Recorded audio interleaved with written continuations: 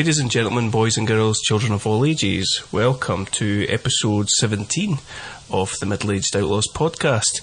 Adam, how's it going? Yeah, good, thanks. How are you? I'm good, thank you. We've had a bit of an extended break since the last time. I don't even remember what we were talking about last time. ECW, was it?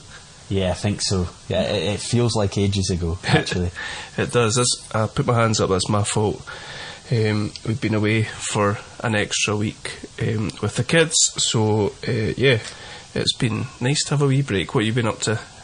Yeah, I've just been working, carrying the can, somebody has to do it, so yeah, no, I've been enjoying a little bit of the weather, and I mean, for Scotland, it's been ridiculously sunny and warm. Yep. And I can only take so much of it, but I do quite enjoy it these days, just even sitting out in the garden and things like that, so just enjoying that kind of thing. And I have to say, not watching very much current wrestling still. No. What have you been watching? Anything interesting? Not really. You'll have been watching Love Island, of course. I've never really been into that one. No, I spend more time, I think, looking for things to watch than actually watching anything. That seems to be the way now. That's the curse, isn't it? Yeah. We've got too much choice these days, us millennials. That's the problem. I just got offered Disney Plus for 6 months for free, so I might take that because I've never been on there before, so there might be some things on there. There's some good stuff on it these days. It's not just all kids stuff. That sounds dodgy, but it's not just like Disney shows. They've got a wide range of stuff, so yeah. Oh well, since the last time I spoke to you, we started it's been so long ago that we watched it, I can't remember what it's called. The Leftovers. Yes. But yeah, we've been away. The only real thing that I've watched is WrestleMania 14 during a 5-hour car journey, much to my wife's disgust. So, and much to my 7-year-old's joy. Yeah, I'll bet. Yeah. So here we are, WrestleMania 14. We're at the back end of March with the WWF again. Since we last saw them, which was No Way Out of Texas. Everything's been built at this, pretty much. Yeah.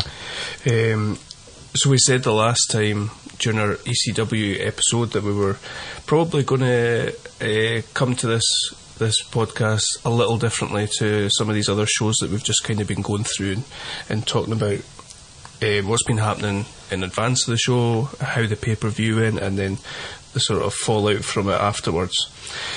During episode 8 of our podcast, we ranked our top 5 WrestleManias of the 80s and 90s, and Mania 14, which we're going to talk about today, was my number 1, and it was your number 2.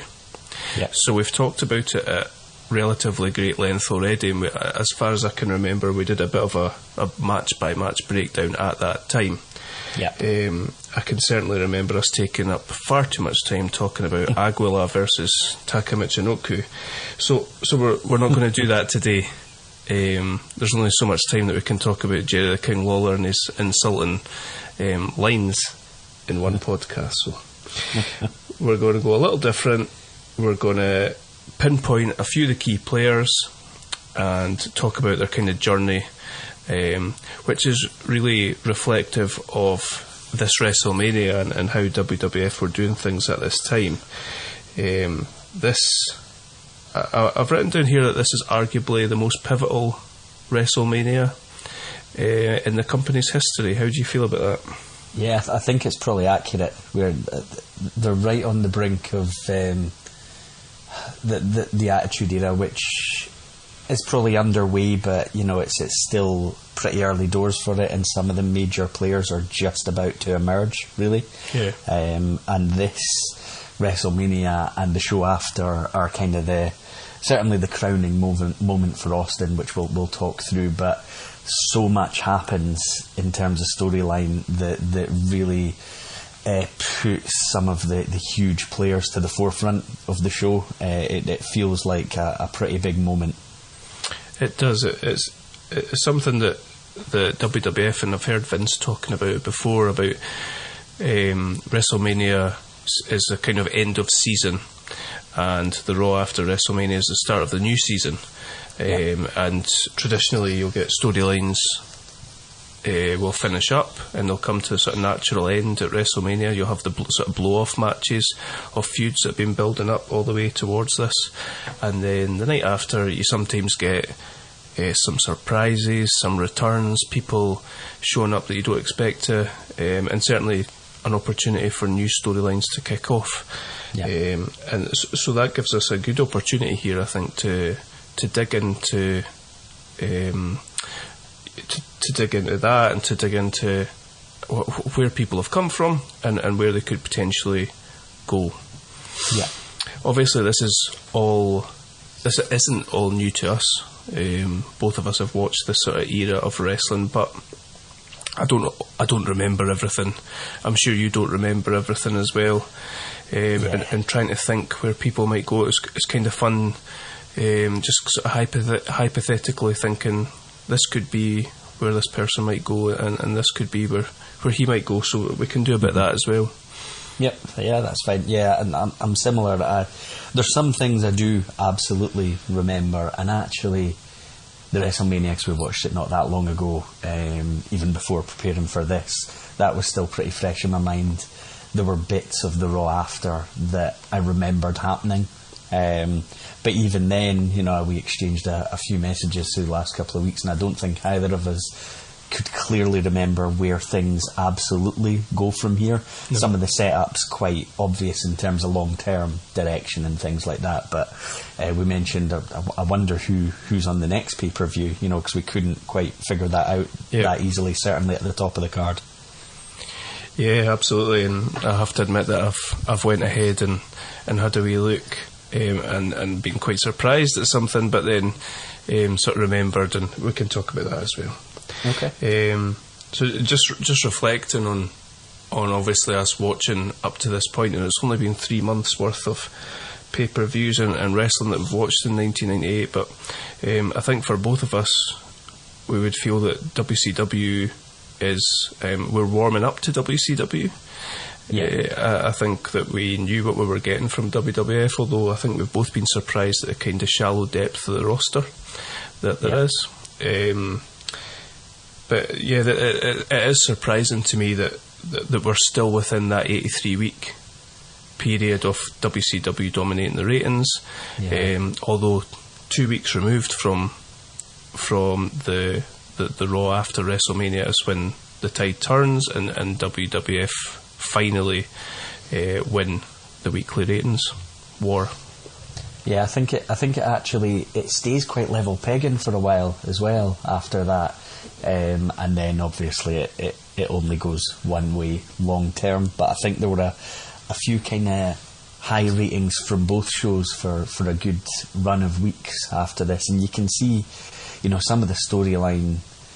Like you say, WWE doesn't have that much depth and talent, but some of the storylines are really starting to bubble to the surface, and they're quite exciting. And some of the performers that are getting there and becoming feature guys on the show. WCW, I know that there was a lot of factors, but I suppose we've looked at it sort of dipped in for a few weeks, whereas maybe some people are a bit tired of what we are seeing and quite enjoying. Possibly, yeah. Really interesting, this episode, certainly the Raw after WrestleMania, which me looking back with my kind of rose-tinted glasses is just this absolutely incredible episode, the best episode of Raw that I ever remember watching, and going back and watching it, there's barely any wrestling on it. I think there's about 3 or 4 matches. And it's all dominated by the kind of high sort of the goodness me, I can't get my words out.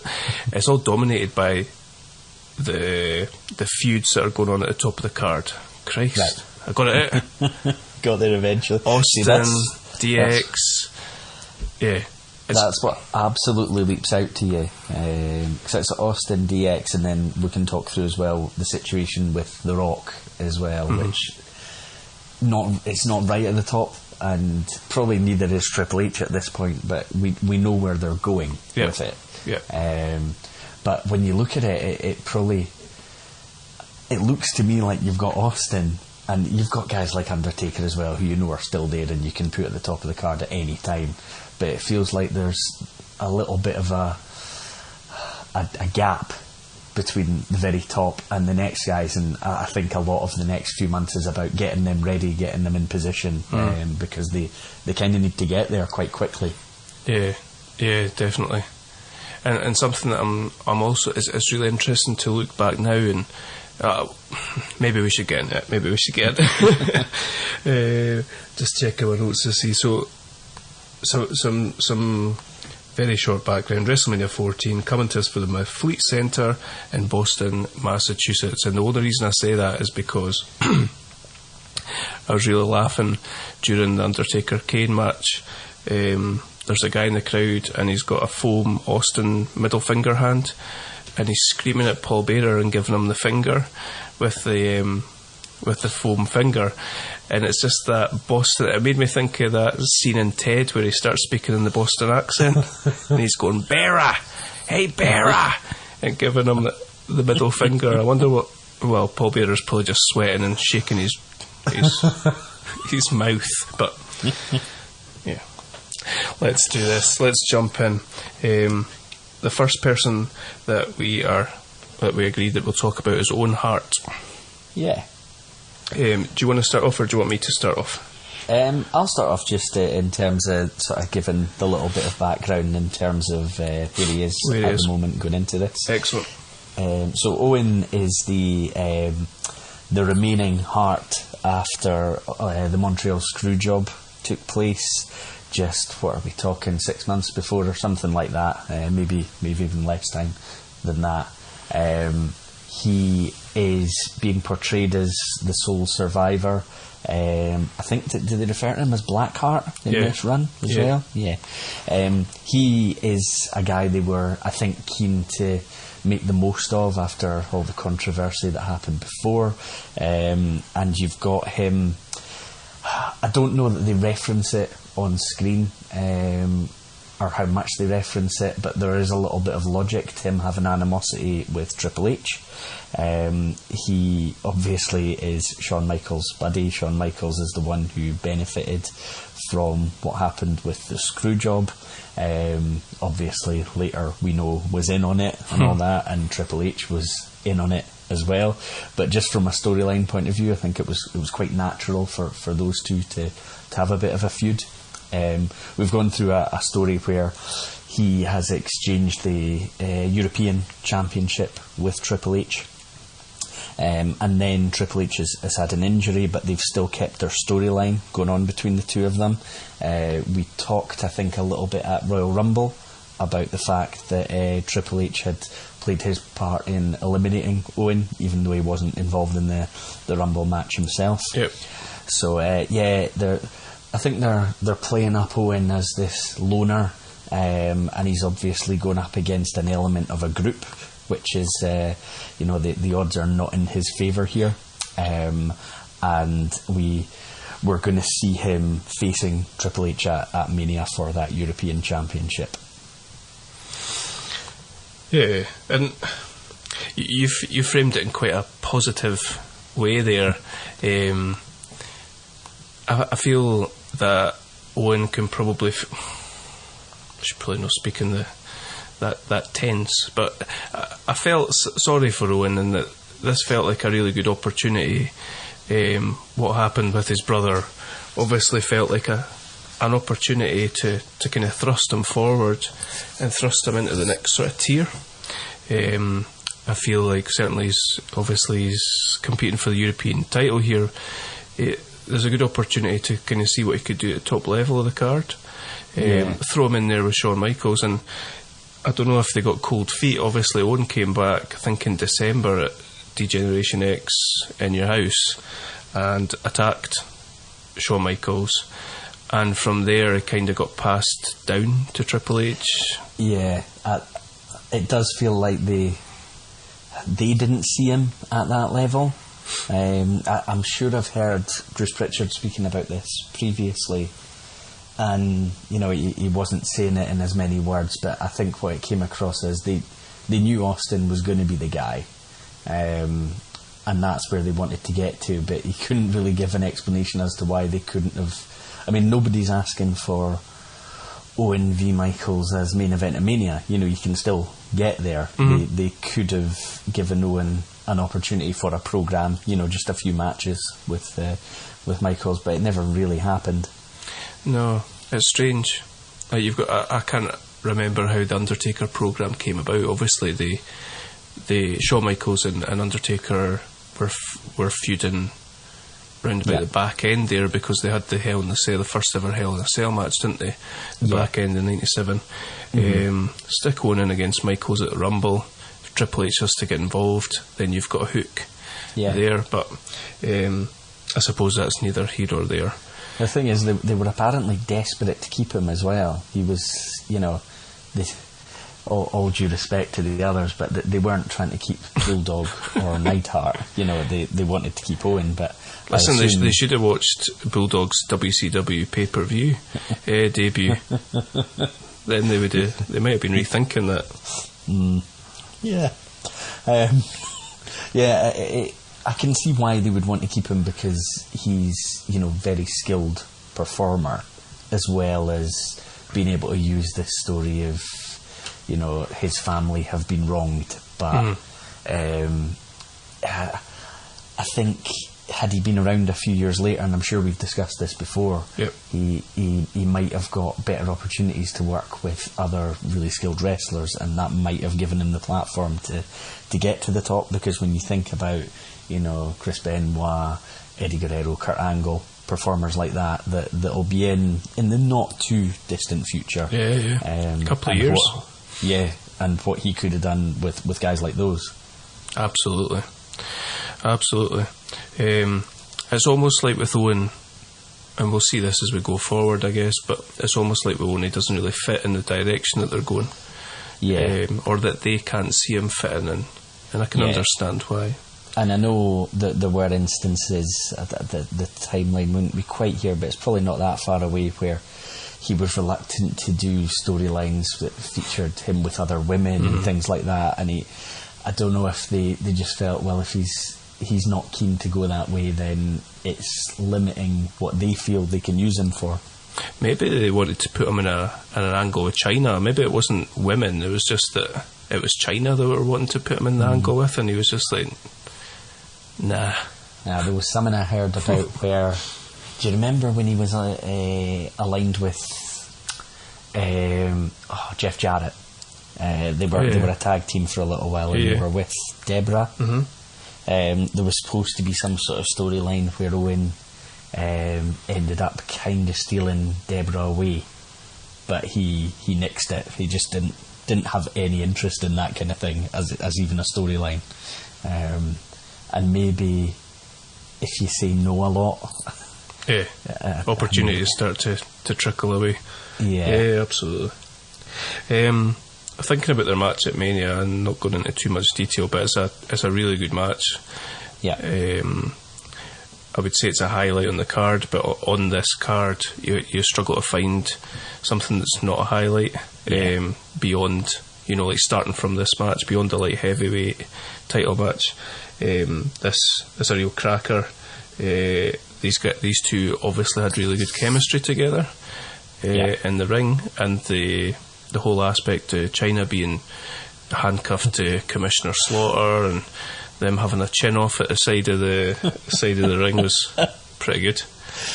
I just the only issue I had with that, because I quite enjoyed the angle and I quite enjoyed the match as well, but I was thinking, surely, I mean, he's the commissioner, and this logic trips you up a lot if it's wrestling, but he's the commissioner, she has thrown powder in his eyes, she's punched him or clotheslined, I can't remember exactly what it was, but surely there's some pretty significant repercussions going to come out of the back of that, but it's apparently not. It's really funny you say that, because when I was watching the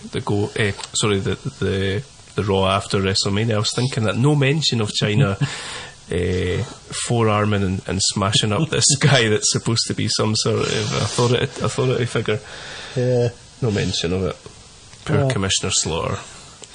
I was also thinking it's a pretty good match, and you get Triple H going over with the pedigree, and I was thinking, I wonder how Owen feels about this. Apparently he, as a guy, just wanted to do a few more years and then retire. He had kind of everything planned out in his mind anyway. But yeah, I wondered whether he, with everything that's gone on, behind the scenes with the screw job and all that, and he's working to help effectively build Triple H. I just wondered what he would be thinking of that, or whether he's just going with it and thinking, I'm on the card, I'm getting paid, I'll give my best and have a good match. Yeah, really, really difficult situation for him. You have to imagine, certainly backstage, but I suppose we don't know enough about that sort of stuff. But apparently he was usually a guy that kind of got on with everyone, so maybe he just put it to the back of his mind and got on with things. Fair enough. I'm really struggling not to make crude jokes, so let's move forward. Okay. For me, this should have been probably a blow-off match. Owen's not on the night after WrestleMania Raw. For me, this should have been the end of it, and Owen go on to something. Triple H certainly goes on to something. So for me, I'm surprised to see that they're fighting again for the European title at Unforgiven. Okay, I haven't actually looked forward to see what the card was going to be, but that is a bit surprising, because it feels like the end, and especially with what happens the next night with Triple H, which feels like a new beginning. Yeah, absolutely. So going back seems a little bit strange. Even an X-Pac Owen Hart or something like that would seem to make sense. But yeah, we'll see where that goes. Like I think we spoke about on text, but we both know that at some point he turns heel, he joins the Nation, which we'll come on to speak about, which again feels like trying to fit him in somewhere that he possibly doesn't really fit. Yeah, I think it's a bit forced. I mean, they've gone with these the Black Heart, the Soul Survivor and all that, and then they align him with people because he feels he can't win without some backing, but it did feel forced. Oh no, yeah, agreed. I was going to... Nah. But like, yeah, you can just imagine, like the impression you have of Vince, he's like, he's the Black Heart, let's put him with the Nation. Somebody being like, I was also going to say, like, that's just like the equivalent of putting him with DOA, but I'm not going to take that any further, Adam. Thank you. Because practically a year from now, no, I'm not. Sorry, he would end up. I mean, I feel like it's maybe better if you just say it quickly and move on. End up DOA. Yeah. Okay. So at WrestleMania 14, Owen Hart was fighting Triple H. However, I think we'll leave Triple H till a little bit further down the line. Yeah. Does that make sense? Yep. Okay. Shall we talk about The Rock and the Nation and everything there? Absolutely. Yeah. Let's go there. Okay. Do you want to set us up the background again? You did a fantastic job with one. Hey, thanks. Yeah, so we've got the Nation, which is Farouk, D'Lo Brown, Kama and The Rock, and then the sort of recently introduced Mark Henry. Just in terms of The Rock, who is really at the forefront of what we're going to be talking about, he joins the Nation after a pretty unsuccessful run as a babyface, where he's getting booed out of most buildings. He'd had a big push early on in his career as a slightly sickening babyface that comes in, gets the Intercontinental title. There's a feeling he hasn't earned it, he hasn't deserved it. His dad was a wrestler, his grandfather was a wrestler. A lot of cynicism about the position he's found himself in, and people just don't people are moving away from liking that kind of babyface character. There's not enough behind it. There's not enough substance. So Die Rocky Dies, maybe probably the harshest chant that wrestling fans have ever done.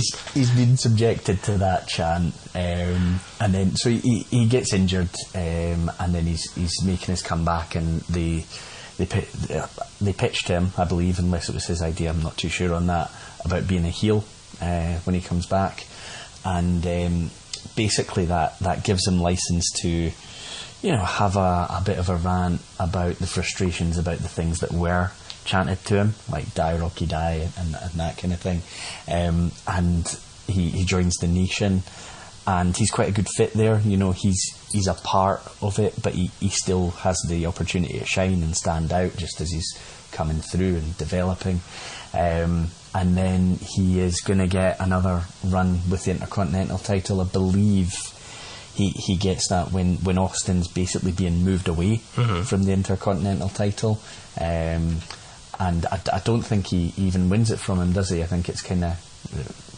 relinquished. Yeah, doesn't Austin launch it off a bridge or something like that? Yeah, and they've had quite a heated storyline, but that's because they need to get that belt off Austin, and he is moving on. So The Rock will end up carrying the Intercontinental belt. All the while, he is kind of jockeying for position with Farouk within the Nation.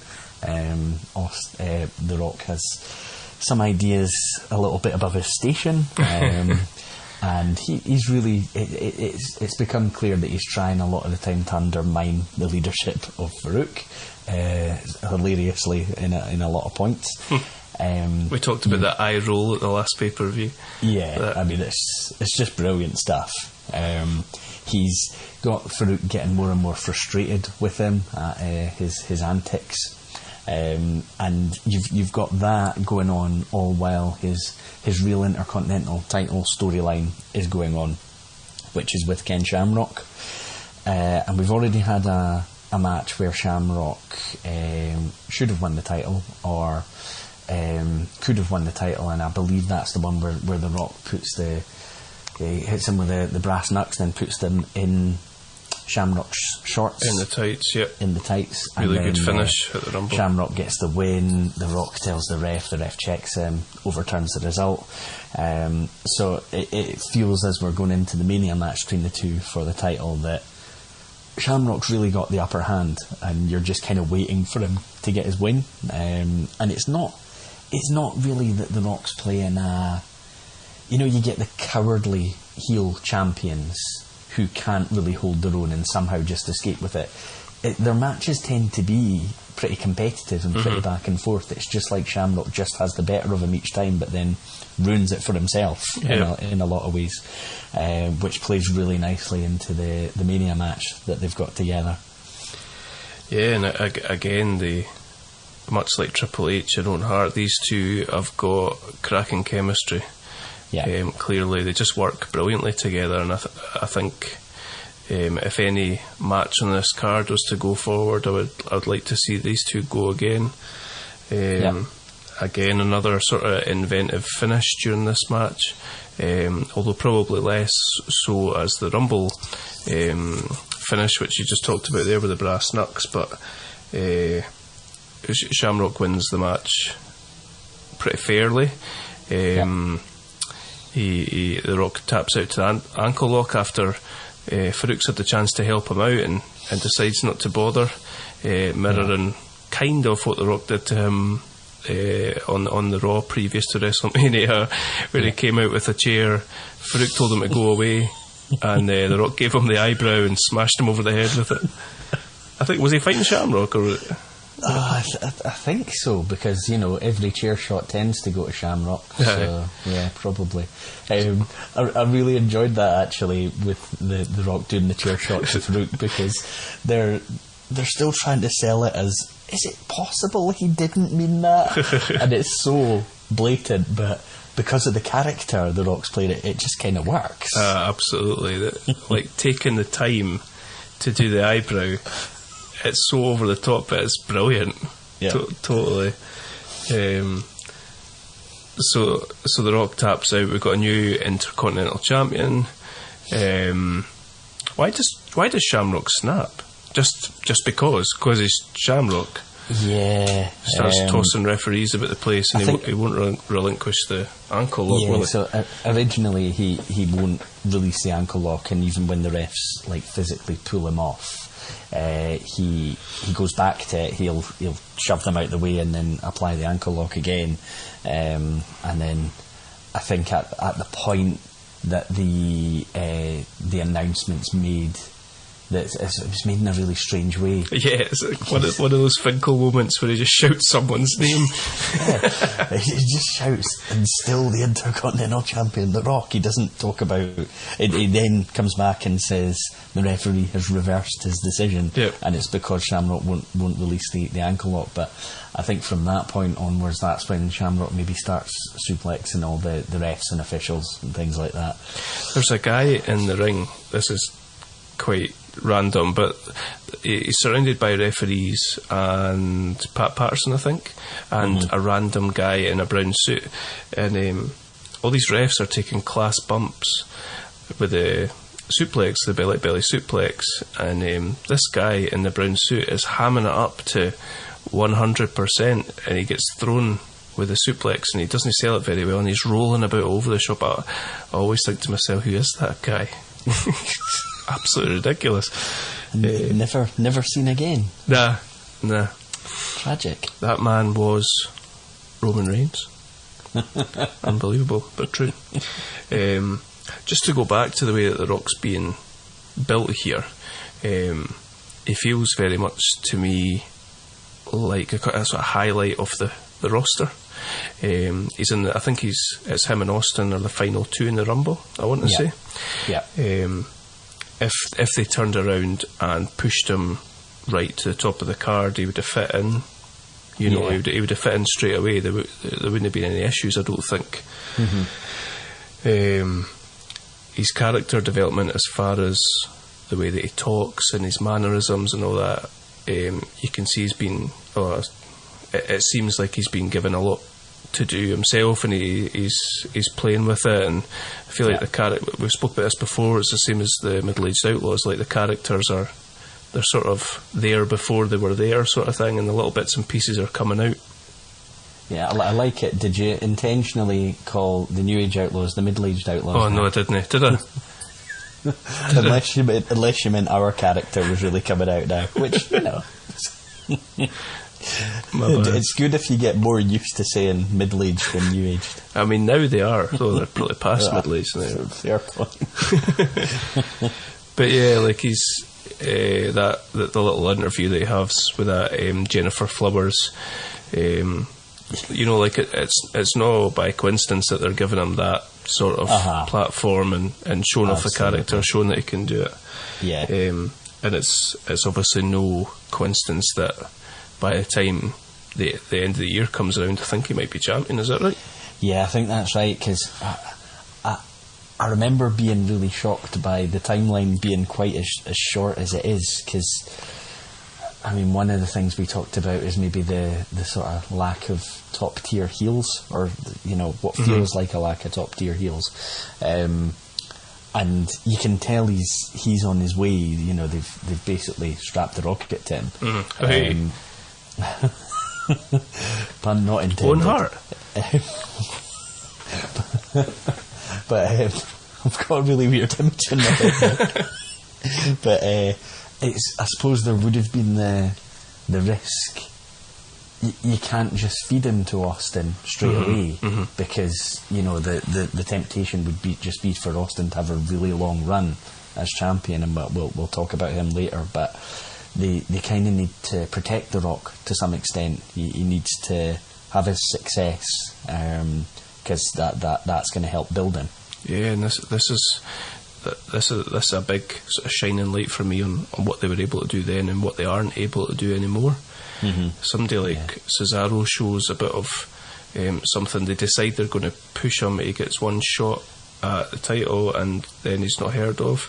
And imagine that happened with The Rock, or with the way that they're building Triple H here. Imagine Triple H is in the main event, and then back down fighting for the European title or something. That's especially given such a thin, what we're perceiving as quite a thin roster, the temptation must be there just to shoot somebody, but it's all managed really, really well. Yeah. The thing that I don't know if this is again sort of the perspective that we have now. I wonder at the time if people expected Farouk to be getting that push. Cause I don't. Yes, Farouk is the leader of the nation, but you don't really see him on the same level as The Rock. But is that because of what we know now, rather than what you knew when you were watching it? Excuse me. Yeah, I suppose you've got, like, because we're talking about the feud with Shamrock, and we'd like to see it. We'll see them go again, but obviously this thing with Farouk is going on, and by the time the night after WrestleMania has happened, he's got the nation on his side. They've turned on Farouk and they've all beat him up, and The Rock's a bona fide leader. There has to be something comes from that, but I just don't feel like Farouk's got that sort of character to be able to carry any sort of programme with The Rock. I don't know how you feel about that. I don't think I would have had much interest in it. I think I could buy Farouk as a leader because he's a former world champion in WCW. Although whether I knew that at the time that I was watching this originally, I'm not sure.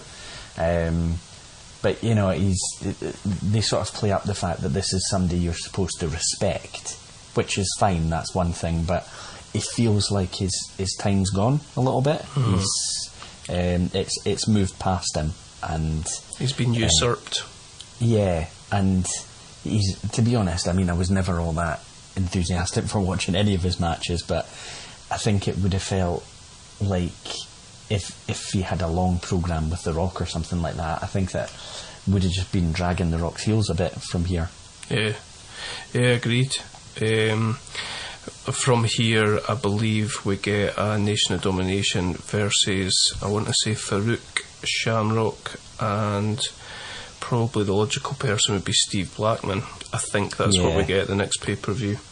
Yeah, because in the post-Mania TV, I think it's Rock and Farouk v Shamrock and Blackman, and that's where the sort of turn, well, not the turn, but the usurping comes from. In the Rock walking away from the corner and leaving Farouk, Shamrock and Blackman winning the match. I couldn't remember exactly how this played out, so I was watching it and quite enjoying it, because you know what's coming, and you've known since the start probably that The Rock's going to end up taking over the situation. But I think when I was watching it at the time, I wasn't 100% sure that the rest of the nation would go with him, whether it would be a split or whatever. But it's pretty brutal the way they execute it. Because the rest of the nation look like they're staying with Farouk. He's got the mic, he calls The Rock out, tells him to come and get a good ass whooping. Rock comes down, he does the raised eyebrow, which is the signal to the rest of the nation, and they just attack Farouk. And then you get the image of the first time with The Rock being at the centre, clearly the leader, telling the rest of them to raise their hands, which is good. And it's again, probably would have known at the time this is just a vehicle for The Rock. But I thought it was all, even though I knew what was coming as I was watching it, I thought it was all pretty well executed. Yeah, agreed. And when you talk about it like that, it does feel like a kind of like a demotion for Farouk, but also a promotion for The Rock. Yeah. It's just amazing to watch at this time, knowing what you know. I think I've said this before, but I think I like him best here. But as he goes on, I'll probably change my mind. Yeah. And if we go into 99 and 2000, I'll probably change my mind as well. So it's a really, I suppose because it's the start of it, you maybe think back of it quite fondly, but the way he's being, I think it maybe is my favourite version of him. He's so full. I think it's because he's so full of himself. Yeah, and at the time, there's limited reason for him to be. I mean, once he's multi-time world champion and all that, you know, don't get me wrong, his promos are incredible moving forward, but there's something about this character that I just really like watching. Same. And just thinking about the evolution of his chair shots, he goes from swinging that steel chair at Shamrock's face like a baseball bat to massacring Mick Foley in front of his children within the space of about 9 or 10 months. So wow, it's good to see some improvement. Yeah, it's probably the biggest criticism of his career. It's horrible. Yeah, and every single time somebody goes for him, he gets his hand up. The hand goes up. I've heard some debate about this on, I think, various podcasts and things like that. If somebody's swinging a chair towards you, the absolute natural thing in a real life situation is to try and get your hands in front of your face. So it doesn't make things look fake. It makes it look more real. You've obviously never been to Lion's Den, Adam. That's how you get your lunch. Just what's Shamrock's dad called again? The adoptive, is it? It's not Bob Shamrock, is it? Let's call him Bob. I can't remember. Bob Shamrock wildly swinging steel chairs at young guys' heads that want to be wrestlers because they want a sandwich. I don't know why this made me think of this, but have you ever heard JR's impression of Stu Hart? I'm not sure. I don't think so. It sounds like the kind of thing that would have stayed with me. You need to listen. You need to hear it. Oh dear, it's just fucking creepy. Once we finish, I am going to now look for that, and yeah. Especially, you know, he goes on these sort of, like Conrad will ask him what the weather's been like, and he ends up talking about the youth of today and screaming into his microphone. He's like, what was it? He was supposed to be somewhere to interview Brett, and Brett's apparently notorious for being late for things, and he ended up in the dungeon with Stu Hart for like 45 minutes, and he's like telling him that he's just about to pass out and stuff like that. So he's supremely annoyed, and he's doing his JR foaming stick about it, but also doing this Stu Hart impression. So I urge you to listen, to look that up and listen to it. It's amazing. I'm going to have to. Yeah. I don't know how we ended up on that, but just I suppose whilst we're talking about The Rock and the Nation, just a sort of quick word on Shamrock. How do you feel about where he's placed and where he could possibly go?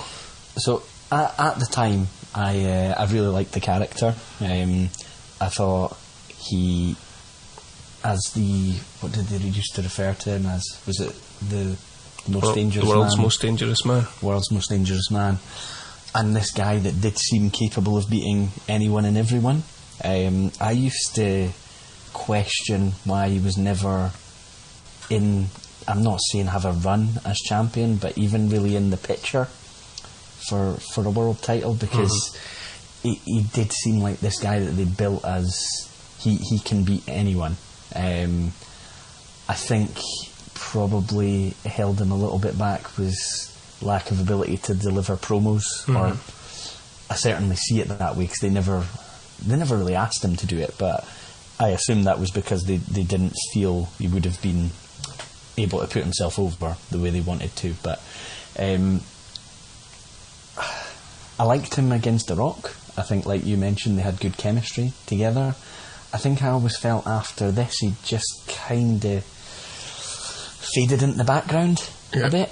Yeah. And I kind of wish they'd tried to make a bit more of him.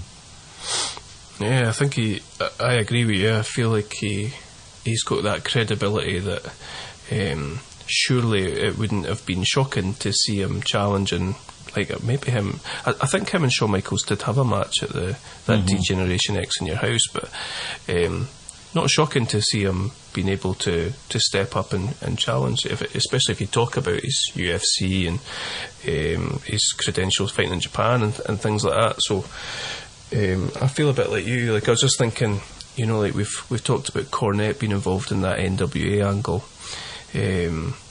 Stick Cornette with him, have him speak for him, have him playing the "I'll calm him down when he's snapping" sort of thing. Yeah. Probably another missed opportunity. I feel the same.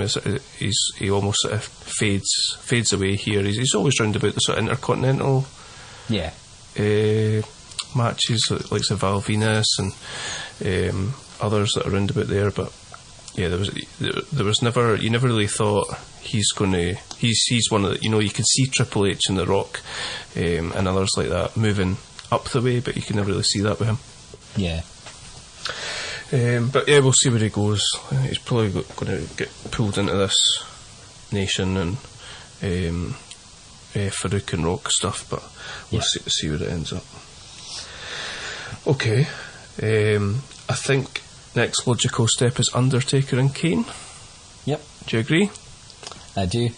Cool. Yeah, a few of the other things run together, so I think that makes sense. Yeah, cool. Yeah, you want to hit us with some Undertaker and Kane background? Yeah, so like we touched on earlier, Undertaker is just out of the title picture, really. He'd had a run of a few matches against Shawn Michaels. There was a casket match, there was the Hell in a Cell match, which really brought that programme to an end, because that's where we got the introduction of Kane. So we had Paul Bearer, who had been threatening the Undertaker with a surprise. Undertaker had basically ditched Paul Bearer, which he wasn't very pleased about, and this is Paul Bearer trying to get his revenge by introducing the Kane character. I can't remember exactly in the timeline where he has yet threatened to expose the secret about the fact that it was apparently Undertaker who set the fire which killed his parents and forever scarred Kane. So that may have already happened in the build up to this, but regardless, Paul Bearer has introduced Kane, who is the storyline brother of the Undertaker. He is just as big, if not a little bit bigger, and he makes his first appearance at Hell in a Cell, ripping the door off the cell.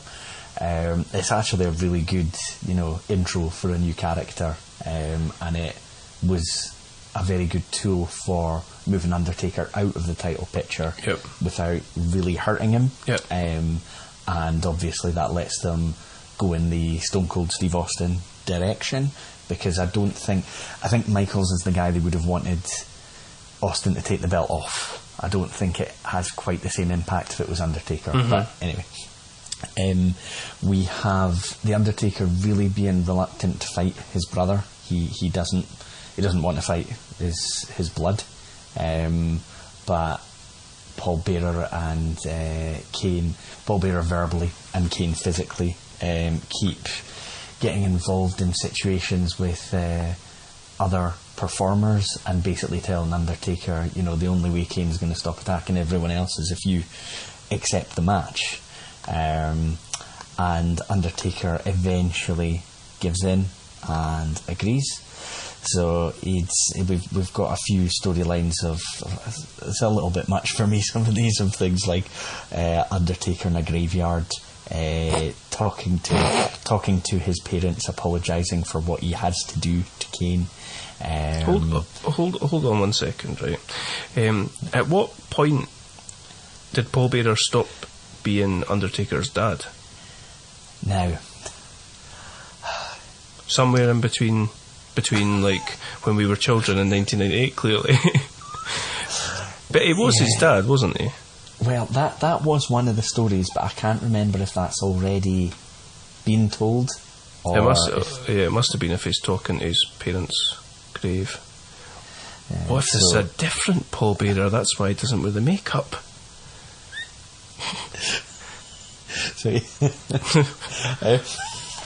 Yeah. I think, this is one of those storylines where this would never work if it wasn't The Undertaker, or if it wasn't featuring The Undertaker. I mean, we've lived through plenty with The Fiend, Bray Wyatt and all that.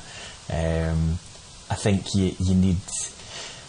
The character needs to be established to such an extent to work like this. And it's all ludicrous, but I don't know, it kind of works. Do you think a 7-foot man standing pointing at things in an arena and them blowing up is ludicrous, Adam? A little bit, but I'm willing to let myself get dragged in by it. And I think the thing is, we went through... I remember the years where anyone huge was Undertaker's opponent, and they couldn't work. The vast majority of... Giant Gonzalez and people like that, King Kong Bundy, it was terrible. What? But Kane was actually a pretty good athlete. He could move, and they could take bumps for each other, and it was pretty realistic because these huge guys were a similar size. And I thought that, they got pretty good matches out of each other, although I just looked at my notes and remembered the direction we're heading in with the Inferno match after the Mania match. But that's again, I don't know who came up with it, but yeah, it's a bit crazy, that one. I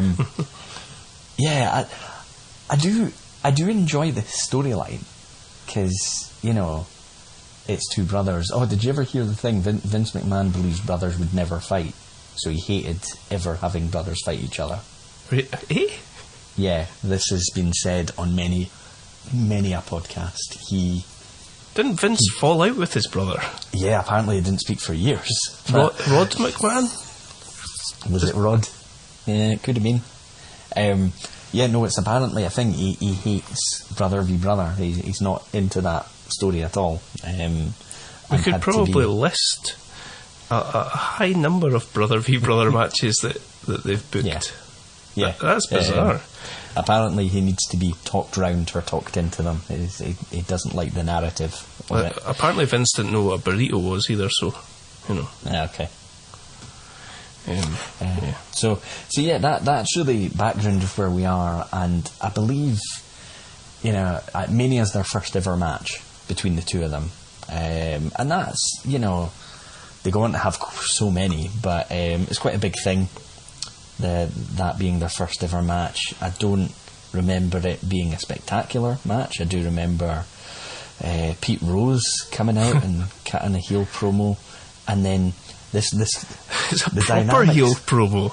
It really is as good a heel promo as you'll see. It really is. And then heel Kane comes out and destroys him. Yeah, and they love it. The fans absolutely love it. Yeah. And I wondered if there was any concern about that. I mean, could the fans, because of that, be a little bit more sympathetic to Kane once the match starts?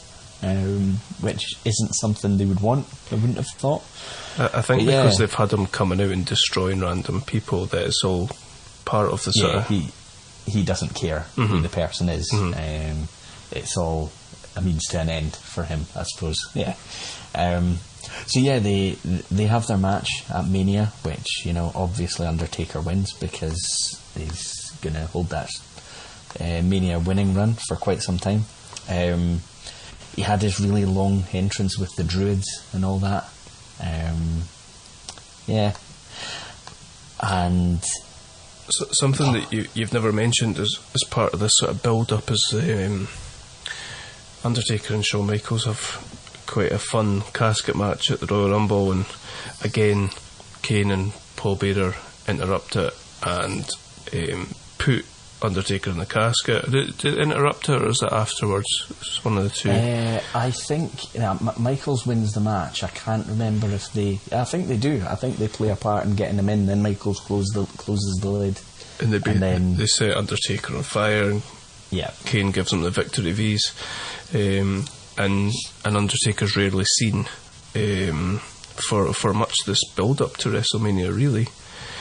Because of that, and that's when we get Kane standing in the middle of the ring pointing at things in the arena and them blown up.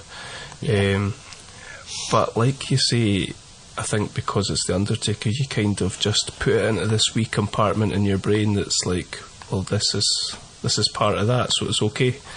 Whereas if you had Kurgan or whatever his name was standing doing that, you just be like, what? Yeah. It is funny the way the brain works with all that. That just, there's something there that tells you it's fine because it's the Undertaker. Yeah. They've done a really good job of building Kane, and obviously Undertaker's part of that, the way that he's put him over. Kane's an absolute, literally a monster. He takes 3 tombstones. It takes 3 tombstones to put him away, and even on, he kicks out at 3.5.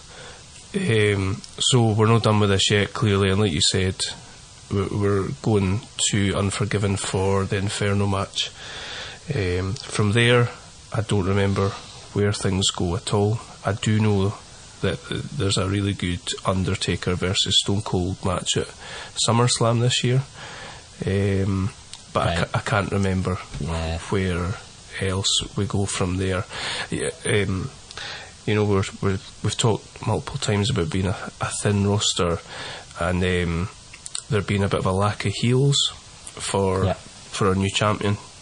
There's no real line of potential matchups for him, I don't think. So I was thinking about Kane and how Kane arguably would be one of, if not the top heel on the card. And then sorry, go on. Apparently the Inferno match thing. Now, I was trying to think about the timeline, but Vince Russo must have still been very heavily influencing a lot of the booking, I think, or have started to heavily influence it. Apparently this idea of an Inferno match was mentioned in, you know, a booking committee room or wherever, and Vince was like, an Inferno match, I love it. Oh God. And nobody ever gave any explanation of what it was, or how it was going to work, or how somebody was going to win, or how they keep it safe, or anything like that.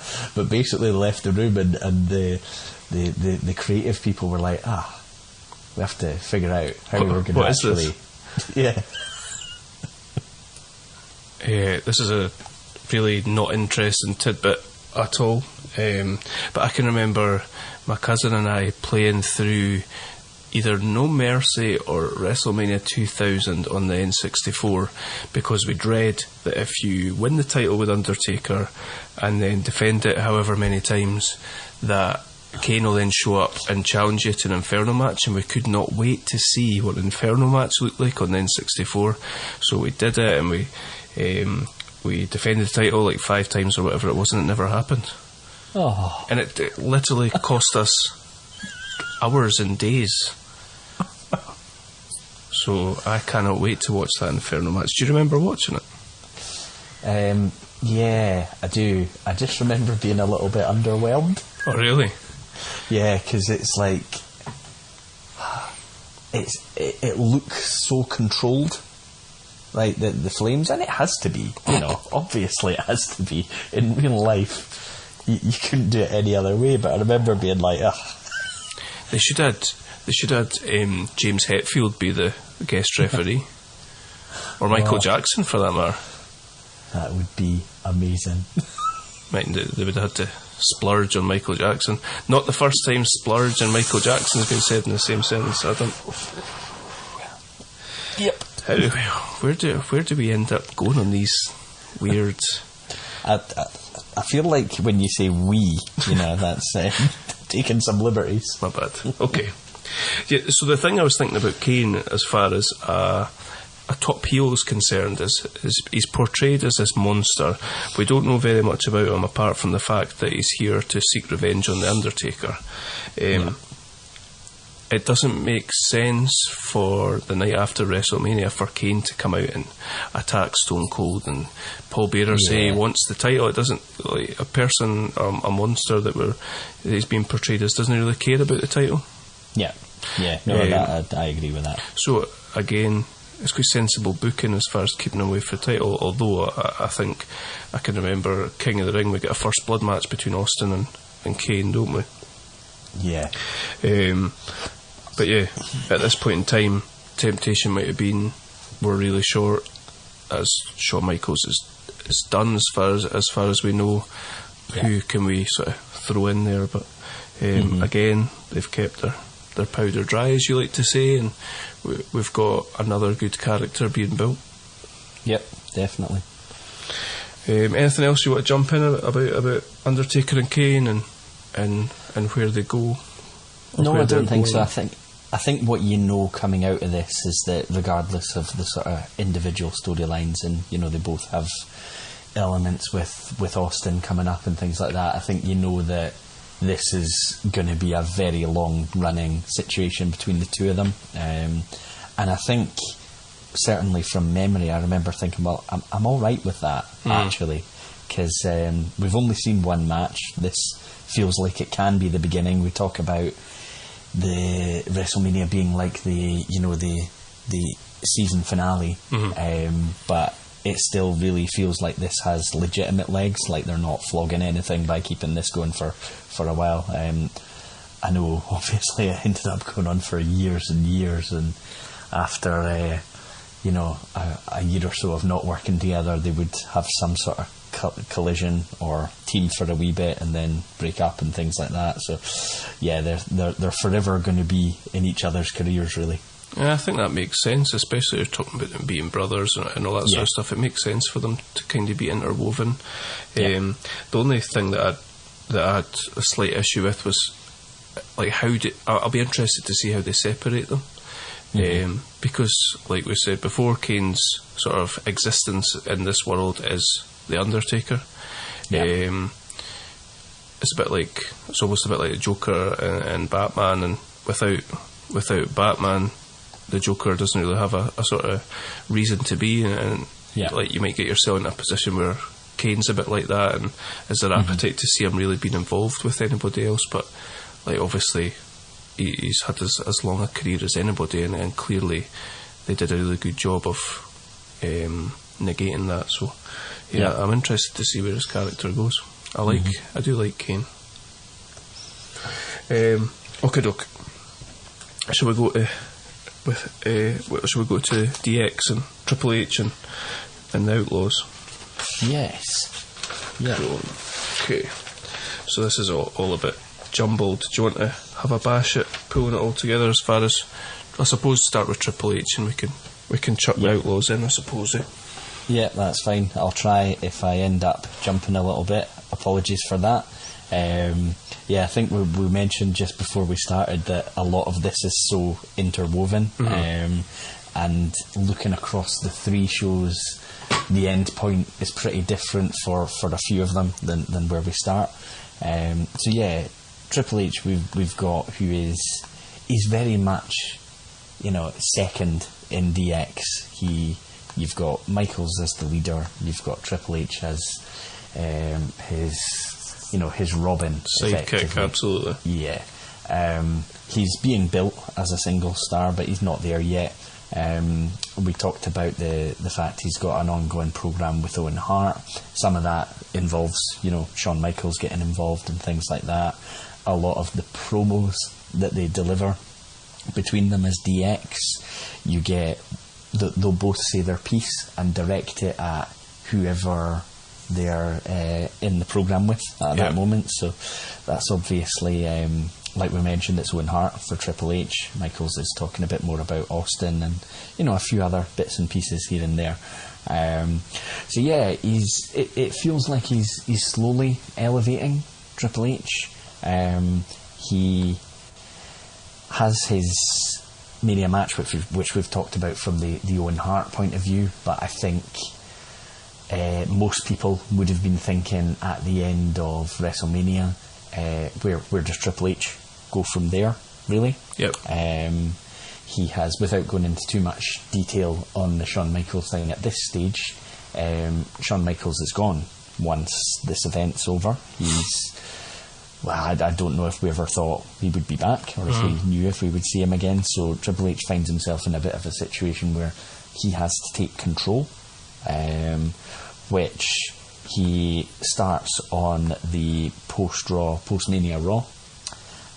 So he's still got China aligned with him. That bond is still strong at that stage, and he teases that he has a major announcement that is going to be shaking the WWE. So from there we get I thought it was actually a really good promo by Triple H on the Raw after. One of the moments I remembered from the show before watching it was he talks about forming an army. He talks about looking for his blood. He actually they reference the Click. I thought that was interesting as well. I was quite shocked. Yeah, so obviously it's not something you ever really heard them referred to on screen. It's what they were referred to behind the scenes, referred to as behind the scenes. But yeah, we have Sean Waltman, X-Pac, come out on the Raw after WrestleMania, and they're selling it as quite a big deal. I'll be honest, at the time I watched it, I don't think I thought it was a massive deal. I remember thinking, oh, that's 1, 2, 3 Kid, you know. He was always thought of as a good worker and all that. I don't think I thought this guy can replace Shawn Michaels. It just, to me, felt a bit less than. I noticed the announcers are trying to put it over a bit as it's coming, although there's some derision from JR because they are still a heel group, DX. Yep. They are getting cheers. A lot of the things Triple H says, and a few catchphrases that have started to come into things, and the crotch chops and things like that, they do get a decent reaction from the crowd. So they've kind of gone into cool heel category. Yeah. And then we've got X-Pac delivering quite a promo. Let's talk about this promo.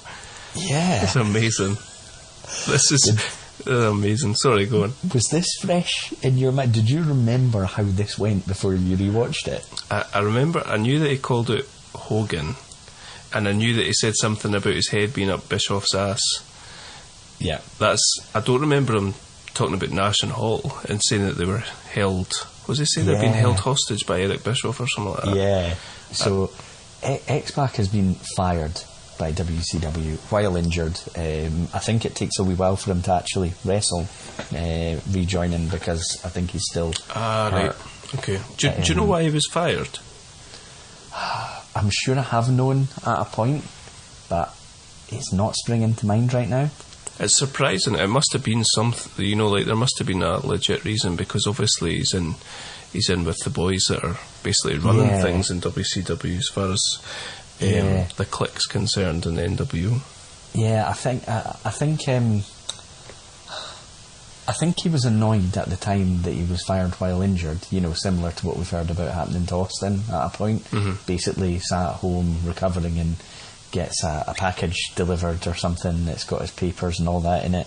I think similar happened to X-Pac, which is a bit of a shock, like you say, given who his friends are and how close he is. And they're shouting him out on TV. They've got everybody wearing the 6-pack T-shirts on when they're on Nitro and whatever. And there was obviously a derogatory comment from Hogan about X-Pac, because he definitely picks up on that. I don't know if this is just one of these situations where they basically gave him the mic and said, say what's on your mind. It definitely looks like it, doesn't it? Yeah, and it felt like it, and it felt like that. We talk about, you know, the word that's used a lot of the time is attitude, and he basically just seems like a guy who's really pissed off and wants to come in and make an impact.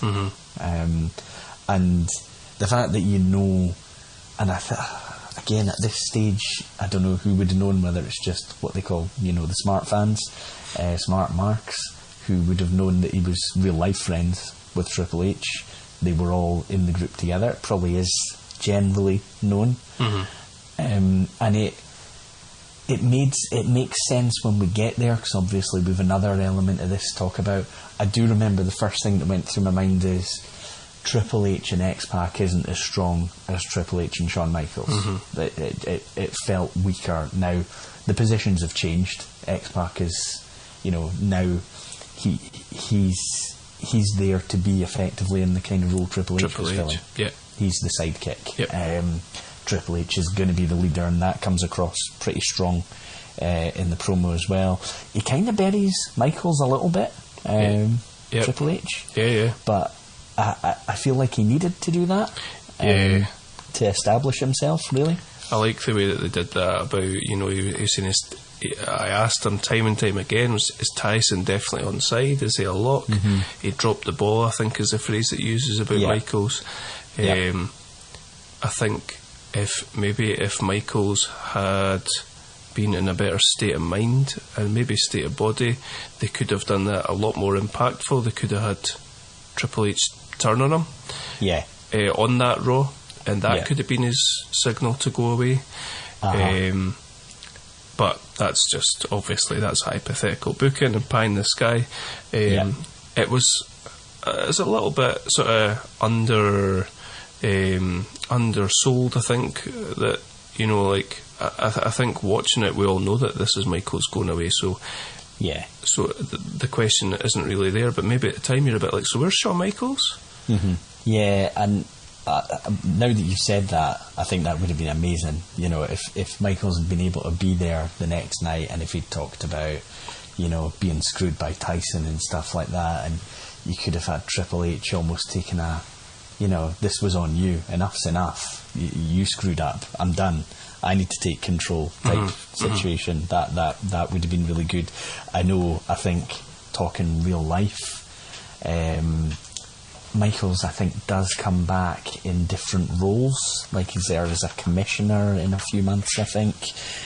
But I think he was having a lot of problems around this time, and they kept wanting him to go away for a while, because I think his addictions and things like that had become quite a big problem. And I think it was probably more than anything relief that he gets through the Mania match.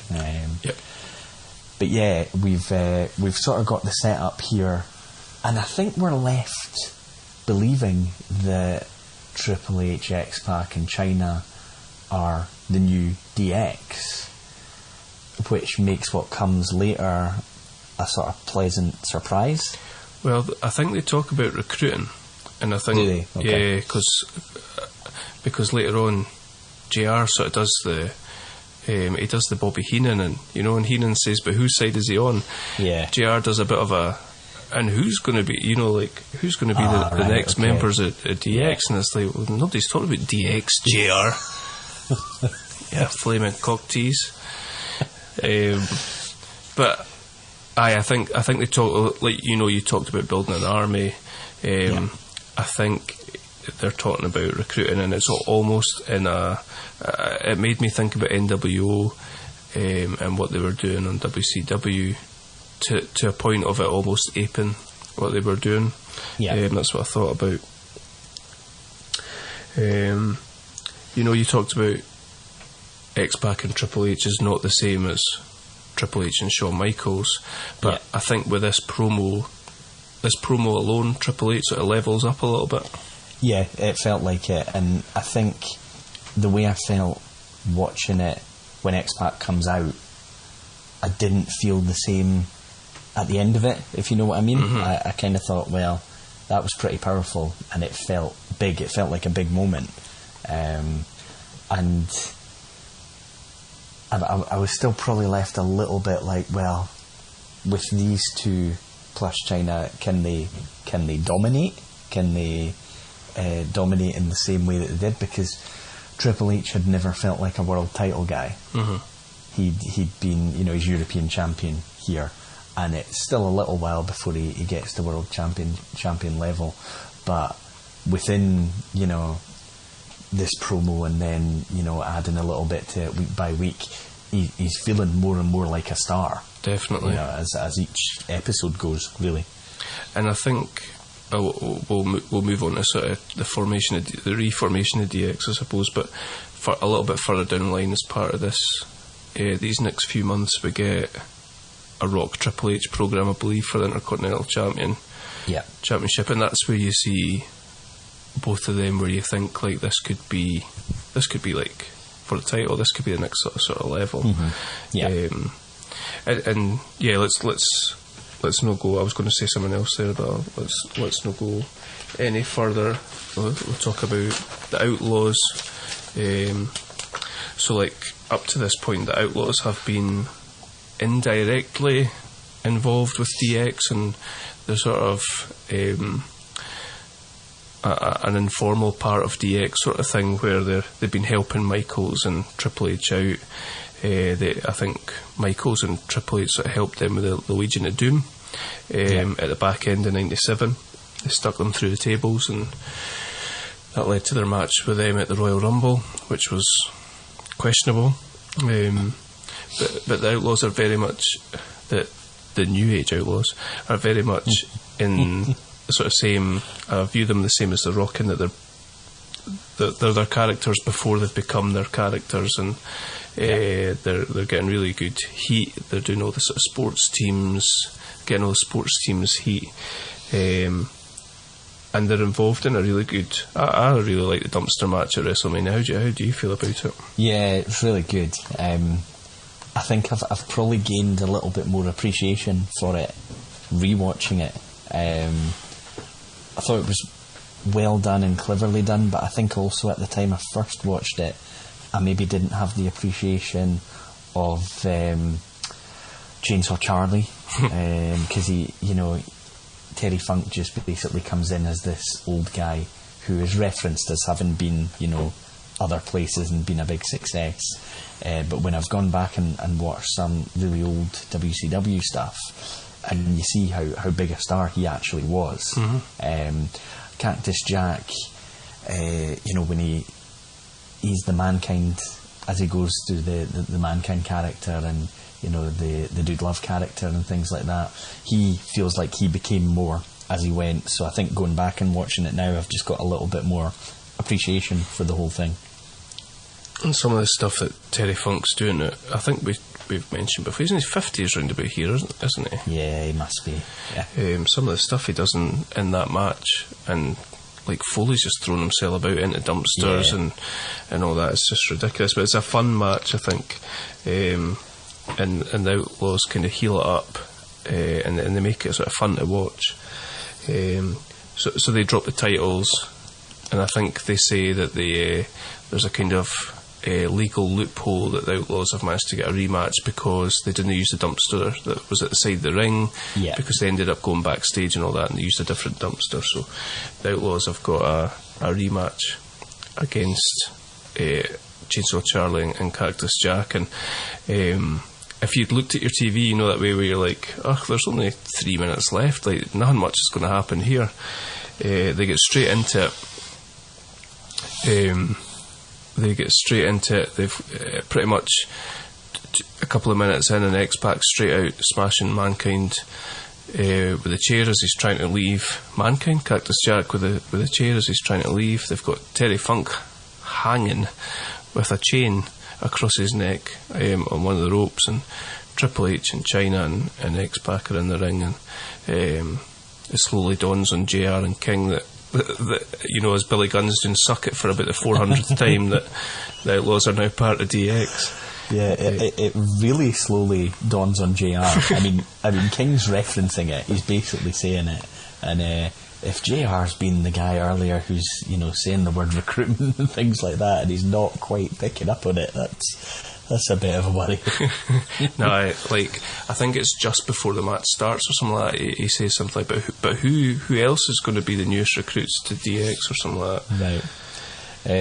Right. I loved this at the time because, like you mentioned, the Outlaws were over, and they were a good fit. It made sense. I think they maybe didn't need it, but I think it worked for what DX became. And it's actually, although it's not the first incarnation, it's the one I think of most. Yeah, me too. Like, if somebody says DX, this is what I think of, because I think of things like, you know, they're going to go on to do the tank invasion of the WCW building, whatever event they're hosting. They're going to do the imitation of the Nation. You know, things that might not be too politically correct nowadays. Questionable these days. I believe that those episodes have been taken off Peacock anyway. I don't know about our version of the network. But yeah, that's all the kind of stuff I sort of think about when I think DX, and it's this incarnation of them. Yeah, I love the Outlaws, especially as part of DX. Like you say, they feel like they just fit, and again, I feel like it kind of levels them up from sort of, these guys look like they've got a bit of potential to like almost like sort of top tier talent, although in the tag team division. Yeah. And knowing that Legion of Doom 2000, I think they're called, LOD 2000, won that Battle Royal at WrestleMania 14, we'll be getting Outlaws hopefully getting their shovels out and finally burying the carcasses of what remains of Animal and Hawk at the next pay-per-view. Yeah, because it felt like for a while leading into this, the whole thing about the New Age Outlaws was, you know, the young, fresh team, and almost like they were intentionally targeting some of the veteran teams to try and get rid of them, which again I like. It works for me. But yeah, they're going to have that program coming up, and you mentioned where Triple H is going. Kind of, it still feels like a jump, even though it's European to Intercontinental. It's not world title level, but Intercontinental always felt like the one closest to it, closest to world title. Yeah. What's I going to say about the Outlaws there? Yeah, I like it's all. There is a lot of similarities between them and The Rock, because they're heels. They're not chicken shit heels like you were saying about The Rock. They're not always cheating and running away. They're physically dominating. You know, like they beat up the Legion of Doom. They beat up Chainsaw Charlie and Cactus Jack, both in that WrestleMania match, and obviously here. I think, this is for me. This is a sort of iconic moment on Raw, the formation of this new version of DX, and it's one that's stuck in my mind for a long time. Yeah, agreed. The only thing I was going to say is again, it's just difficult to see where this group goes as far as who they're challenging. Obviously, they've left their mark on Foley and Funk. And as I was watching Triple H, Pedigree and Cactus Jack, you're kind of thinking, is that where this goes?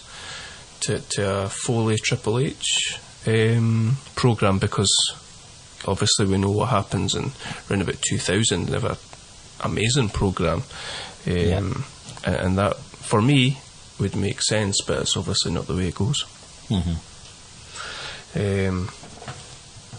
But yeah, I suppose we know, like you said, X-Pac doesn't wrestle for a while. Triple H's fight is continuing his feud with Owen Hart, and they'll take that into Owen Hart joining the Nation, and DX go from being this sort of cheeky heel squad to face. And like you say, with the whole WCW invasion and all that sort of stuff, it's going to be fun to watch. Yeah, definitely. Yeah, good memories. Yeah, absolutely. So from a new DX member to a previous DX member, shall we go on to Shawn Michaels? Yeah, absolutely. Yeah, we've actually covered quite a bit, just in terms of speaking about others, because we mentioned the fact he got the belt at the Screwjob at the Survivor Series, and his main programme since then has really been with Undertaker. And he's had some brutal matches, but he's that champion that just always seems to kind of survive. He ends up with the belt, even if the odds are stacked against him. And I remember when I was watching this, I was going to say I was a youngster, but I would have been 17, something like that. But I remember watching it and thinking, he's definitely going to lose it this time. It's Undertaker in a cell, or it's Undertaker in a casket match. He's definitely going to lose this time. But obviously the plan was he keeps it, and then Undertaker pivots to another story. So we know Shawn Michaels is the leader of DX. They're pretty popular. Sort of touched on it before. They're kind of immature, smart mouth, frat cocky boys. Yeah, and they play up to that. I don't think I minded it at the time. I mean, some of the reincarnations when they're like, mid-40s or whatever, and it gets a little bit old when you're doing it then. But it kind of worked for who they were. They're anti-authority. They've had their issues with. I remember a lot of them with Sergeant Slaughter. Like when he's shouting at them and they put on the face guard things. That's so that great. Yeah, all that kind of stuff. And yeah, it's, to be honest, he himself isn't delivering the best promos. I think we've talked about that on this, but he's got Triple H with him, who is delivering pretty good ones at this point. I was thinking about that, and he's almost making Triple H look really, really good. Yeah, because Triple H is able to be that that sort of, you're getting Michaels is monotonous forever, and then Triple H will spit a couple of lines and it's like you get some sort of comedic uplift from Michaels, and he's helping Triple H get over a little bit. Yeah. What we also know in real life here is that Michaels has destroyed his back in that casket match against Undertaker, that fall over the ropes where he just clips the edge of the casket. So we don't have Michaels at the pre-Mania pay-per-view. I've forgotten its name. Is that the Texas? Yeah. So he's not active on that. They're just trying to protect him in the hope he can get through the Mania match where they're obviously going to switch the title and crown Austin. It must have been incredibly difficult in a few different ways, because you're not only injured and hurt, but you must be aware at this point you're just no longer the guy. You know that you're going to be making the guy, and I've heard some stories about the character he was at the time, and some people being not totally sure he was going to do business. There was a story about Undertaker apparently giving him a warning and then standing in the gorilla position, wrapping his hands, just in case anything wasn't going to go the way it was supposed to. Shawn Michaels must be some fighter if he could get past Stone Cold and Mike Tyson for the Undertaker to meet him. Maybe missed his calling. So yeah, he's when I look back, it probably is the best thing that could have ever happened to him, the fact that he got the injury and he wasn't going to be able to continue active, because I assume if it had gone on too much longer, it could have ended pretty badly for him, because I think there was a lot of drug abuse and things like that at the time. I think looking back, he doesn't look good, does he? No. You can see it in his face, and he's kind of, there's quite a few points where you look and you think that almost like lights are on but nobody's home type situation. So what we've had added into the mix for the match is Mike Tyson, who I think was at Rumble he first appeared at, and then we had that good angle between him and Austin on a Raw just after the Rumble, I think. And we know that Tyson's going to be special enforcer for the match, so basically he's going to be patrolling ringside. We know he ends up getting a little bit more involved in that, and he has aligned himself with DX, so he's travelling with them. He's wearing the DX shirt and all that. He's there for a couple of beatdowns of Austin. So we're very much going for stacked deck against Austin here, with Michaels having got Tyson aligned with DX. We go to the Mania match between the two. It's given the stories about the pain, discomfort that Michaels must have been in, does a very good job getting through the match, takes a few bumps, puts Austin over, and we're going to have the situation where, like we talked about previously, Michaels loses the belt. Tyson has actually counted the pin incredibly fast. Yep, that's a Nick Patrick count, that one. Yeah. Probably just got a bit overexcited. And Michaels being furious with Tyson at the end of the match because he thought he was aligned with him.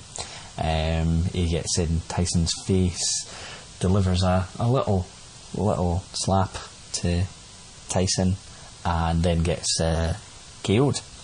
So our sort of last memory, last in-ring Michaels experience for quite some time is just him basically flat out having taken the punch from Mike Tyson. Yep. Yeah. It feels like there's a lot going on the surface, there's a lot going on behind the scenes as well, and as times went on, I think you've done a really good job there of setting it all out, but I think as times went on we know more and more, and even if Michaels didn't have the bad back, it sounds like he needed to take that time away, and there was a press conference or some sort of press event in advance of WrestleMania. You get that photo of Michaels and Tyson kissing Austin on the head. Yeah.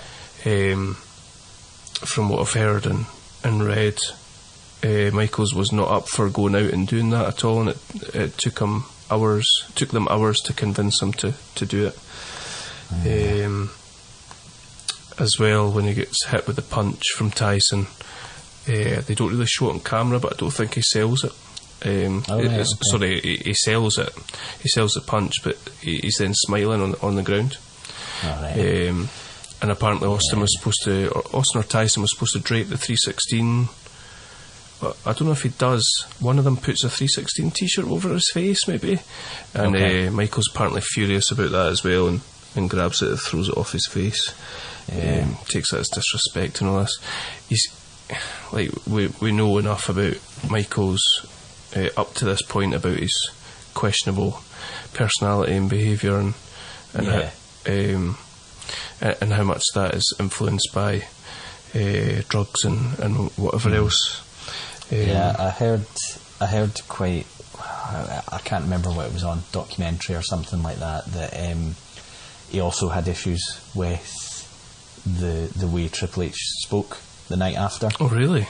Yeah, he felt like that buried him and didn't speak to him for quite a while. Now I think we can see, and I think eventually once he'd cleaned himself up and sorted himself out, Michaels could see why he had to do that. You know, it made it so much more, the fact that he did it. But I think at the time Michaels took a little bit of I made that guy and he's burying me, how do I come back now, you know, that kind of thing. Christ. But yeah, he was apparently in a pretty bad place at the time and probably not thinking very clearly, really.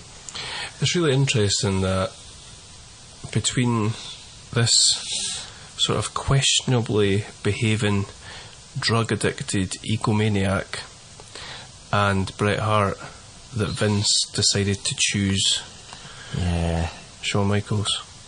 Yeah, because I mean, I know which is essentially what they've done and what they've had to do. And I think they always said that Vince had a father-son relationship with both of them, you know, for quite a long time. And for them, all I can hear is JR's impression of Stu Hart now when you say it. Sorry. But I mean, looking back, I suppose, I don't know how long Bret is actually active, because I know, you know, he gets his injury, his concussion from Goldberg, but he must still have a bit of a run to go here before his career's basically ended. Yeah. But you would think, looking at the two, and you know, just, I don't know, making a pro and con list for each of them, you'd be thinking there'd be a hell of a lot more in the con column for Michaels than there would have been for Bret. Yep. Yeah, it's an interesting decision he made. Maybe it was influenced by the contract, you know, the size of the contract. Yeah, I'm sure that all comes into it. In a hypothetical world, which we like to sometimes live in, you could have had Bret v Austin rematch from WrestleMania 13 here. Yeah. And, you know, that's one of the greatest matches in WrestleMania history, WrestleMania 13 submission match that they had, and interesting to see what that sort of alternate universe looks like. Yeah, because, I mean, Bret, everywhere apart from Canada, Bret was a heel when he left as well. That it needed to be a strong heel champion that Austin took the belt from, so it absolutely could have been Bret. It is interesting to think about that. So Michaels post-Mania, just wanted to quickly sort of touch on this, and you've already spoke about it a little bit. We get him back in various forms. I think now history's been rewritten a little bit, in that Shawn Michaels dropped the title at WrestleMania 14, and we didn't see him until 2002, and he came back and he wore brown pants, and he won the Elimination Chamber.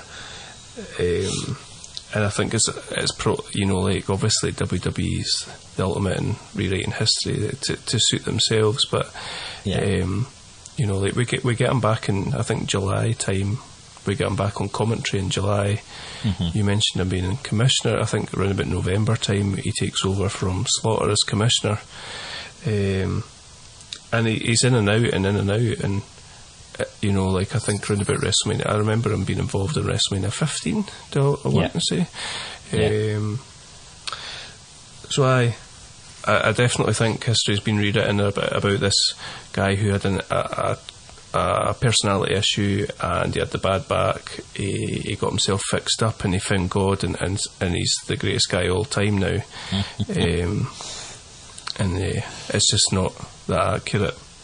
Yeah, and I was just looking at because I think it's actually the next year he has the back surgery. Right. So there's quite and I don't know if that's just him trying to avoid having it, or not accepting that he needs to have it. And I remember, I think it might have been a JR appearance on a podcast, or his own podcast, where he's talking about the times they brought him in and things like that, and they wanted to make it work. You know, they wanted to use him. They figured, you know, he is a charismatic guy, if we can get him on screen and use him in some capacity. But I think even with that, turning up for commentary, or the times he's supposed to be a commissioner, I think there were even times then that they had to send him home, you know, or they wouldn't show him on screen because of the condition he was in. And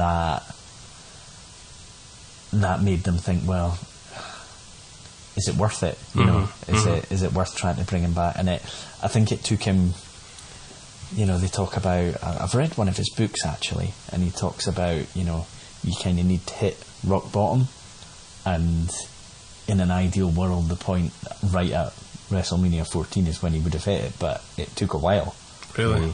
I think you took away the structure of being a performer, and an active performer, and when somebody that, you know, is taking a lot of drugs and things like that doesn't have structure and something to do, I think it can get a lot worse. So yeah, I think that caused them some issues. When was it 2002 he came back? Yeah. I think. Yeah. So there is a decent sized gap in ring, you know, actual wrestling. We're talking, 4 years or something like that. But obviously he had his second career, which I think he was a lot easier for people to deal with. Apart from Hulk Hogan, when they can't decide who's supposed to win a match and things like that. But generally speaking, I think he was a lot more enjoyable for other people to be around when he came back. Yeah, I do think that is the kind of impression that we're given. But I've also seen, I want to say it's RVD. I've seen a shoot interview RVD. He talks. He's politicking, getting people out of positions that they don't need to, that he believes that they shouldn't be in, and all that sort of stuff. Yeah, I've heard a lot about that. I think was CM Punk not a victim? It might have been Michaels and Triple H. I think apparently at times sitting watching a monitor and saying to quite influential people, "Nah, that guy's not got it." He's not got it. Yep. Yeah. Or I think at times that guy's dangerous. Things like that as well. Yeah, and again. Not again, but it's interesting that we've never seen Michaels and The Rock in the same ring together, as far as that sort of dream match that people might have thought would be a thing. I think Brett has maybe commented a couple of times that Michaels and Triple H were trying to kill the push early on. Shocker. Yeah. Yeah. He's good. He's an entertaining wrestler, but the more we talk about him, the more I get a sour taste in my mouth about him. Let's jump to our new crowned champion, shall we? Yeah. Okay, tee us up. Austin prior to Mania and where he came from. Yeah, so Austin's gone through a few things as he's entered WWE. I won't speak too much about the ringmaster situation that he went through, but wasn't that the name of that X-Pac in China video, the ringmaster? Oh dear. No, sorry. Oh, I think you're still in holiday mode. You're still on a high. So yeah, we've had Austin go through various stages of being the heel. We've obviously had him win King of the Ring and do his Austin 316, says I just kicked your ass, and then sort of the big, I think, transformation moment for Austin came at the WrestleMania a year previous to this, where he and Bret Hart had one of the great matches ever at a WrestleMania, where they managed to do a double turn, turning Bret Hart heel and making Austin a babyface. So basically what they're really playing at is he's a tough guy, he's a regular guy, he's like you or me, he won't quit, he'll do whatever it takes, he doesn't tap out to the sharpshooter, he passes out, the blood streaming from his face. That really felt like the moment he was made. He has the Intercontinental title run that we touched on briefly before, but he has moved beyond that, really, which is why he ends up handing off the belt to The Rock, or throwing it in the river. He goes and wins the Royal Rumble, and I remember going into the Rumble match, all the hype was about Austin. It's really signposted that he is the guy, he is going to win this. 100%. I know when they do that, they don't always follow through, but it did happen here. The crowd reactions he's getting are amazing, even at this stage, and they grow even bigger at times. But I grew up in the Hulk Hogan era, buying the videos and watching them and things like that, and even at his peak, I don't remember all that many times Hogan quite got the same reaction that Austin gets. It's incredible when the glass breaks, the noise.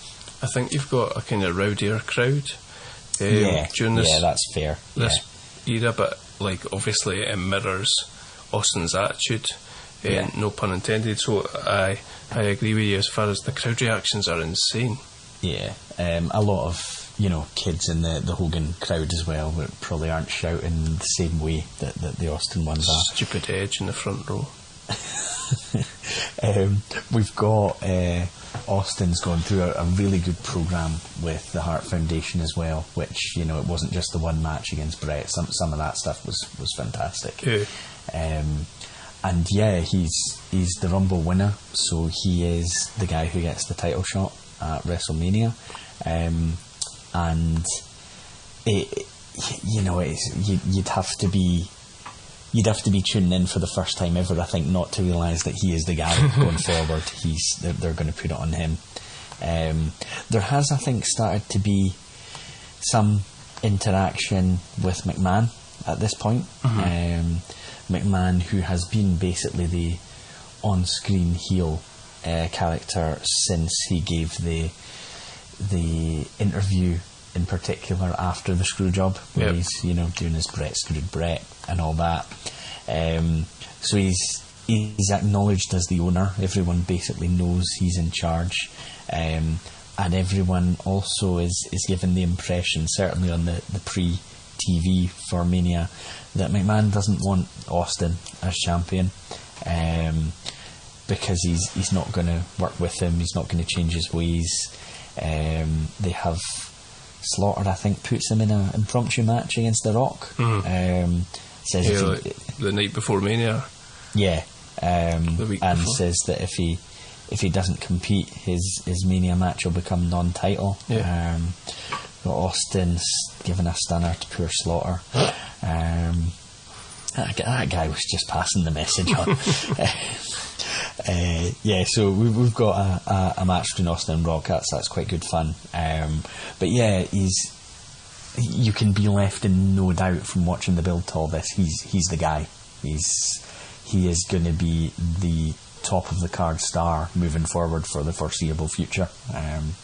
And I can't. You've said you've looked ahead, but I can't actually think who he's going to be feuding with in the immediate aftermath. But I do remember looking and thinking, well, that the real feud is Austin McMahon. That's where we're going. Mm-hmm. But McMahon is not the in-ring performer, so he's going to be having to use some of his people as opponents for Austin, and we know that we get to, you know, a few Austin McMahon exchanges, but we've also got some brilliant runs between Austin and The Rock coming up as well. Yeah. So yeah, I think like you say, like I feel like this was, since we started watching, you know, like from prior, you know, the Raw prior to the Rumble, like it's been, obviously we know, and we spoke about that when you look at things back, hindsight is 2020. However, you'd have to be, like you say, tuning in for the first time to not know that this was the guy, that everything was going on. He was just, charisma was off the charts. The crowd were going absolutely mental for him. The way that he performed in the ring, do you remember we were talking about, I can't remember if it was a Rumble or if it was a No Way Out pay-per-view, but he just looked really, really fast. Yeah. I remember we were quite shocked to see him moving that way. He's just above everybody else. It's a bit like what we said about Roman Reigns in current wrestling. He's just so far above everybody else. He just has to look at the crowd and they start going absolute bananas. And with Vince, we got the sort of breadcrumbs with the whole "you ruined it, you ruined everything" when we had the Tyson announcement, and you know, I'd love to know if it was ever planned that it was going to go the way that it went. I'm sure it wasn't, because nothing seems to be planned out that long when it comes to wrestling. But the way that they you know, they dropped these little breadcrumbs between Austin and McMahon, I would say sort of flourishes into something that night after WrestleMania, where Vince comes out and gives him the new belt. Austin takes the new belt. Vince tells him it's going to be the easy way, the hard way. And at times Vince can barely speak because the crowd are just going mad for Austin. Yeah. And he even starts giving him about the what. I don't know if you noticed. I did. I like that. Yeah. So yeah, we're kind of growing that the chemistry between McMahon and Austin. They obviously knew they had something. Yeah. But Vince is, like you've said as well, he's become, I don't know if at this point we're calling him Mr. McMahon, but he's certainly Mr. McMahon. Yeah. At this point, maybe not quite so sort of devious and evil, but he has Austin arrested the night after WrestleMania, and JR saying after he's only been champion 24 hours and he's been taken away by the police. And Austin ends up phoning in, which is a bit corny.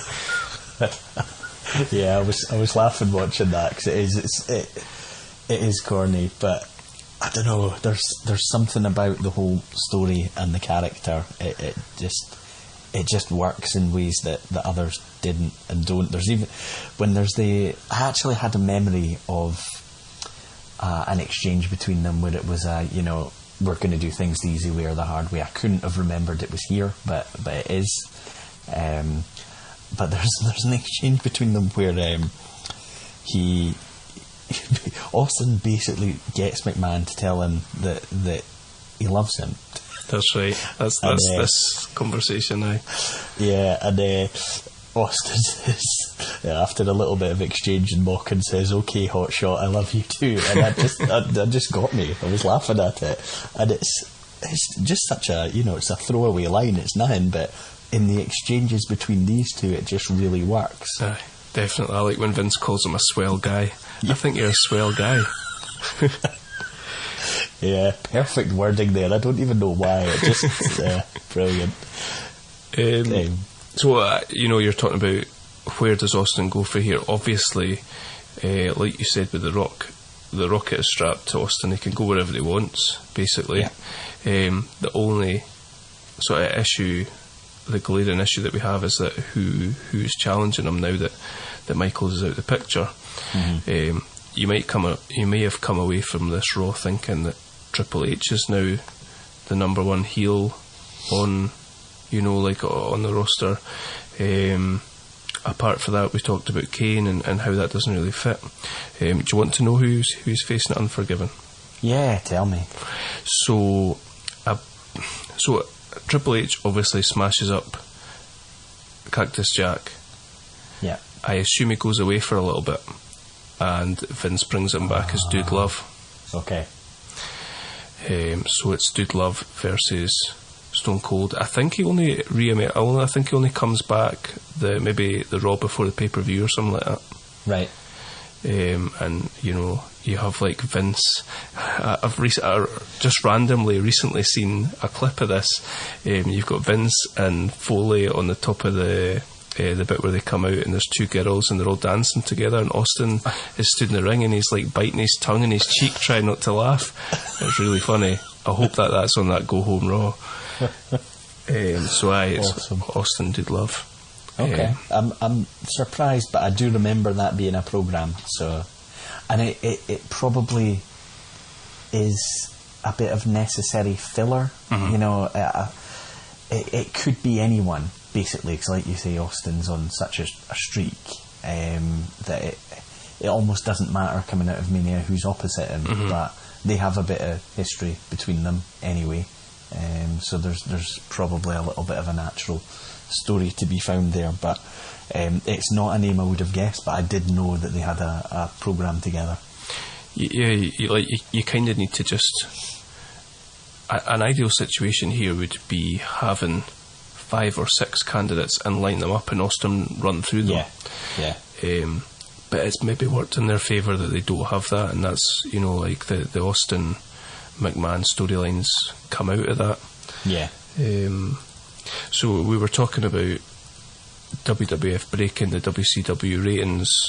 The 83 weeks that they were consecutively winning the ratings were the reason it's understood that WWF ended up breaking that was because Austin and McMahon have a scheduled match on Raw right. for the one that breaks it.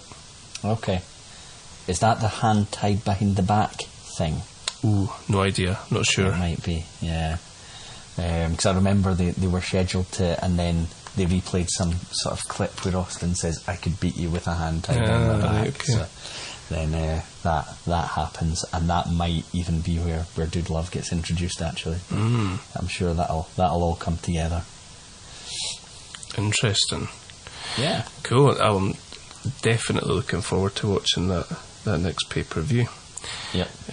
As far as WrestleMania 14 is concerned, I think like everything that we've talked about here is perfect sort of evidence base of how pivotal this whole period is and was. Yeah, agreed. There's not many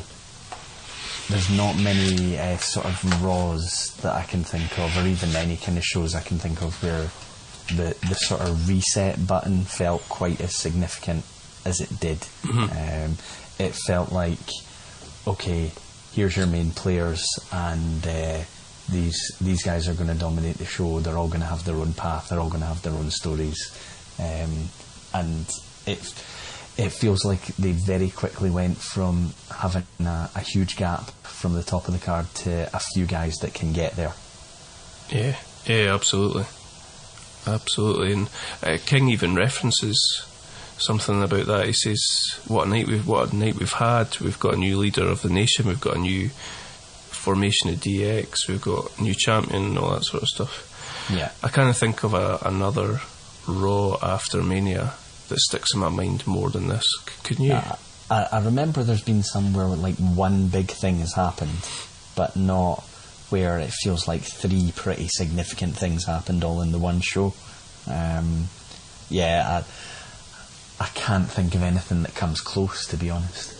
I'm going to Google. Let's pause for a second. I want to Google.